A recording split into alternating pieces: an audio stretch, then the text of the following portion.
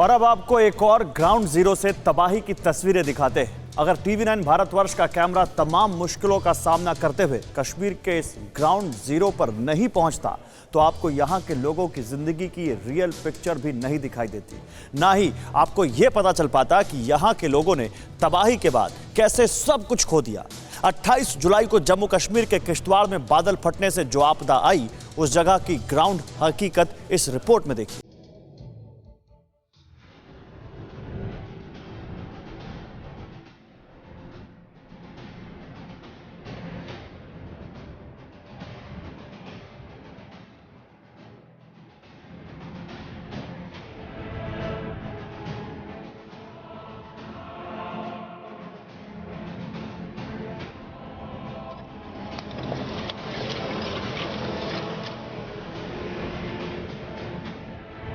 जहां घर थे, जहां मकान थे, जहां इंसानों की बस्ती आबाद थी, वहां अब मलबा है, मातम है, मायूसी है, दहशत है, खौफ है, सन्नाटा है और चेहरों पर चिंता की लकीरें हैं।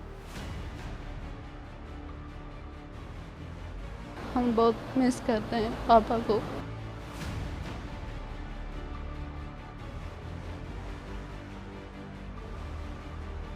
जम्मू कश्मीर के किश्तवाड़ में बादल फटने के बाद हंजर गांव की शक्ल ही बदल गई है। चारों तरफ तबाही के निशान हैं, बर्बादी का आलम है।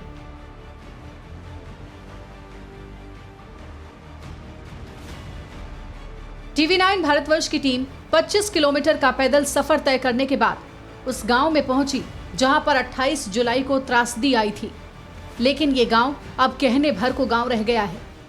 यहाँ पर घर हुआ करते थे, यहाँ 4 घर हुआ करते थे, एक स्कूल हुआ करता था, यहाँ राशन की दुकान हुई करती थी।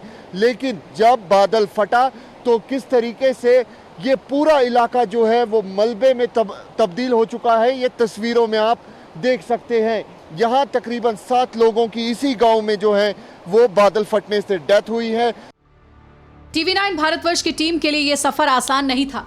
दुर्गम पहाड़ियों, उफनते नदी नालों, गहरी खाइयों और बिल्कुल तबाह हो चुके रास्तों को पैदल पार करके टीवी9 भारतवर्ष की टीम ग्राउंड जीरो पर पहुंची। इस इलाके में न रोड है, न ट्रांसपोर्ट की कोई सुविधा। मोबाइल और संचार के माध्यम भी काम नहीं करते।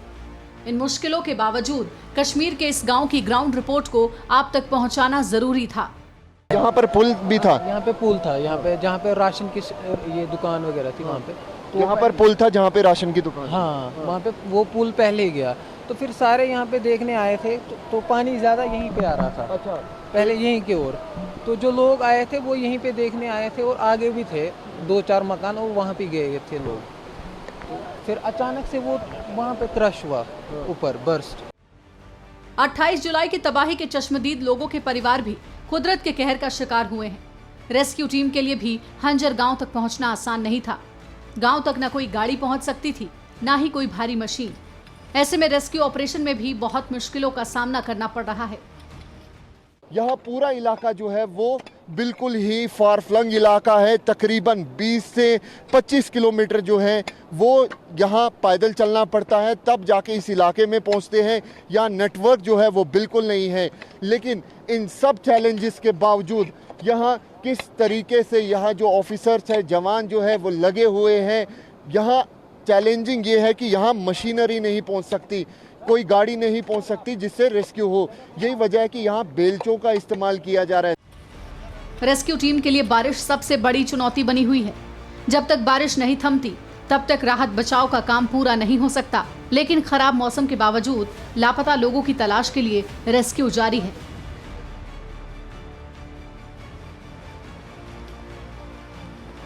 एनडीआरएफ, एसडीआरएफ और जम्मू कश्मीर पुलिस के साथ भारतीय सेना भी इस ऑपरेशन में कंधे से कंधा मिलाकर साथ दे रही है। पहले दिन से ही भारतीय सेना रेस्क्यू ऑपरेशन में जुटी है। सेना यहां के लोगों तक खाना, दवाइयां और जरूरी सामान भी पहुंचा रही है।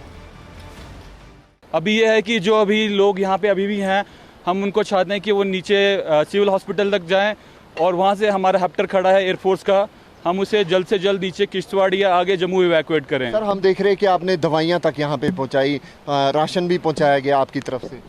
हाँ बिल्कुल, जो भी हमारे पास फर्स्ट एड का सामान था, राशन था, कंबल था, वो हमने सिविल एडमिनिस्ट्रेशन को दे दिया और सिविल एडमिनिस्ट्रेशन ने डिस्ट्रीब्यूट कर दिया है। तो यहाँ पे आप इंडियन आर्मी के ऑफिसर को सुन सकते हैं, बता रहे हैं कि किस तरीके के चैलेंजेस है, लेकिन उसके बावजूद यहाँ तस्वीरों में आप देख सकते हैं बारिश के बावजूद भी किस तरीके से भारतीय सेना के जो जवान हैं, ऑफिसर्स हैं, वो इस रेस्क्यू ऑपरेशन में लगातार एडमिनिस्ट्रेशन और साथ में जम्मू कश्मीर पुलिस का साथ देते हुए नजर आ रहे हैं।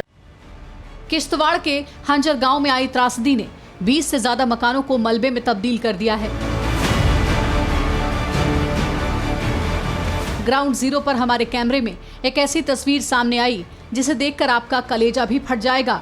घर का नामो निशान तो मिट चुका था, लेकिन घर के बिखरे हुए कुछ सामान तबाही के मंजर को बयां कर रहे थे। यहाँ अब घर नहीं बल्कि मलबा है, ये तस्वीरों में आप देख रहे हैं। सामने शायद यहाँ पर किचन हुआ करती थी, लेकिन अब आपको सिर्फ सिलेंडर ही दिखेगा, यानी कि गैस सिलेंडर जो है वो यहाँ पर आपको दिखेगा। साथ में अगर आप देखें किस तरीके से ये पूरा इलाका जो है वो इफेक्टेड हुआ है, ये तस्वीरों में हम आपको दिखाने की कोशिश कर रहे हैं। काफ़ी डिस्टर्बिंग विजुअल्स है ये देखिए, ये यहाँ पर बाल्टीन पड़ा हुआ है।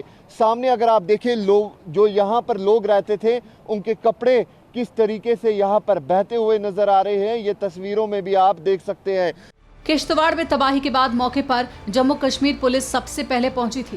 मलबों में फंसे लोगों को निकालना ना तो पुलिस के लिए आसान था, ना ही एनडीआरएफ और एसडीआरएफ की टीम के लिए।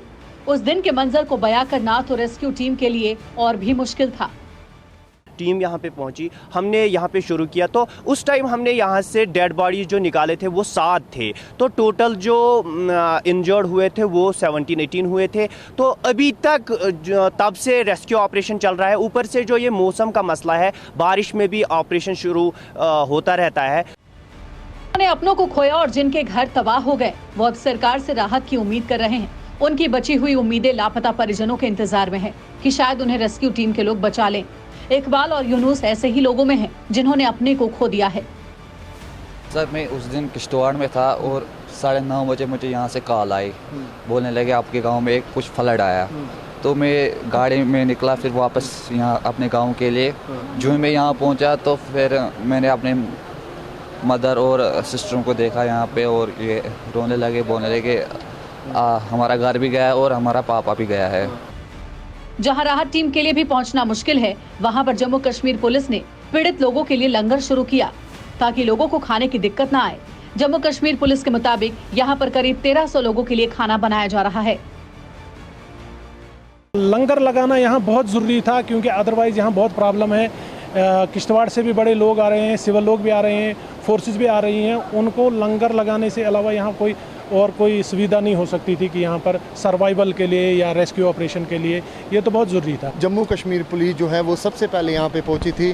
पूरे ऑपरेशन को यहाँ पे कंडक्ट जो है वो किया जा रहा है। 7 डेड बॉडीज़ रिकवर की गई है, 17 लोग इंजर्ड थे, वहीं 19 लोगों की तलाश अभी भी जारी है। और ठीक मेरे पीछे जो आप नाला देख रहे हैं, यहीं से जो है पूरी तरीके से जो क्लाउड बर्स्ट है वो इसी एग्जैक्ट पॉइंट पे हुआ है। और आगे जाके जितने भी 20 से ज़्यादा मकान जो है वो पूरी तरीके से इस गाँव में तबाह हो चुके हैं। कैमरा पर्सन अनूप के साथ अंकित भट्ट, TV9 भारतवर्ष के लिए।